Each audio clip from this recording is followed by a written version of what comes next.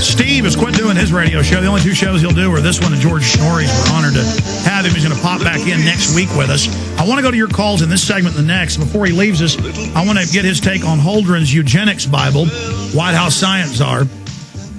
I mean, they have a history of this. They've been caught doing it, and clearly this flu is just a hoax unless they release something more deadly to get the public to take the shot. But they're certainly using it to federalize and internationalize and take over. So that's coming up. Right now, we've got Steve in Chicago. Steve, you're on the air. Yes, Alex and Steve. I don't know if you followed it, but Mutual Bank, that was a local chain with branches in Texas, was closed in the Chicago area. Significance is that they originated through Tony Rezko, Obama's mortgage. So they announced it at 6 o'clock on Friday. I have money there as a deposit. I'm going to let you go, Steve. I expressly ask callers to call and ask. You know, we're hurtling towards September and October and November and December. They're openly saying lockdown, troops on the streets, forced inoculation on CNN. Obama is a puppet. He's dropping like a stone. That's why they're going to stage something. And I just asked you to call in about the big, serious issue. Okay? No more of this, callers. When I have a special guest on and we're covering a specific issue and I open the phones up, I'm not going to do it. Stan in Missouri, you're on the air. Go ahead. Hello, Steve and Alex. I believe that our own worst enemy is going to be in our own home, because I'm going to tell you why. I believe a lot of your relatives are going to try to coerce you in taking these flu vaccinations, and I want Steve's take on this. Well, I mean, I believe the literal scripture that says the enemy of a man's life are going to be those of his own household. What happens when a husband won't, a wife will? What happens when the kids can't go to school? Because, and let me make the plea to everyone, do not sacrifice your family or your children or any loved ones for convenience. Get out of the necessity to be where you're not going to be able to be if you don't get the flu shot. Take your life into your own hands. But I agree with you, caller. I've watched it happen too many times, even in my own family with a former son-in-law.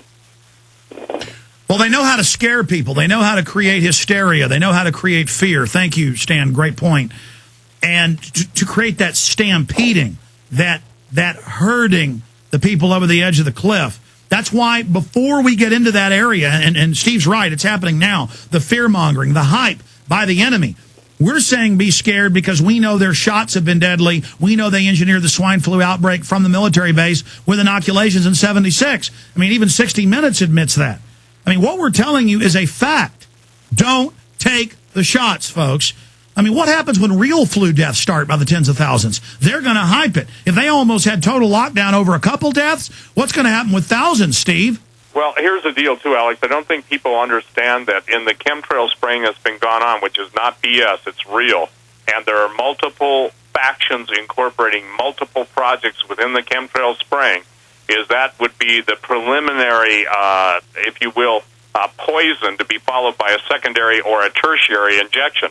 People have got to ask yourself, why are they saying that some kids will have to have 4 different shots? I absolutely am appalled, and it's abhorrent to me as a human being that these devils, these monsters, would use children as guinea pigs, and not just your kids or my grandkids, but everybody's kids.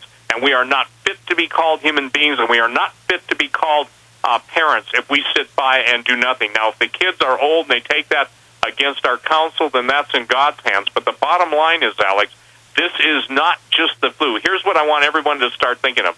Think of the word viral cocktail, and it will be more accurate than H1N1 or H1N5. Well, think about this. They're saying they want to give people all these experimental shots. It's already going on, already killing people, already causing adverse reactions. The Gardasil's killing a bunch of people. They don't care. Bayer shipping out HIV in shots, killing people. They don't care. Bird flu vaccines, killing people in mass. Mainstream news, the media goes, oh, that's no big deal. That's acceptable losses. Meanwhile, I mean, this is just so incredible to see. They admit it's mutating in the people and could create something. Do they know this is designed to mutate into something deadly? Because normally a virus mutates into something harmless or less harmful. How can they be saying for a certainty it's going to be devastating? I mean, that shows it's engineered. It does show it's engineered. Let me just put everyone into perspective historically. When mad cow disease first became of any concern to anyone, I started saying, listen, it's a bioweapon. Here's the history. It was basically designed from something in New Guinea called kuru. The headhunters who would eat their fallen enemies, they were developing a form of spongiform encephalopathy. That was taken to the U.S. military's bioweapons development program. The bottom line is, Alex, what they're going to pour out on people, and literally pour out in whatever manner, way, shape, or form, is going to be a viral cocktail, and it's going to be so horrifically lethal that it would not surprise me. Well, look, it's also going to be soft kill, a lot of it. People are dying of cancer at age 5 now. They're getting Alzheimer's when they're 30. I mean, people are dying left and right. They are doing it.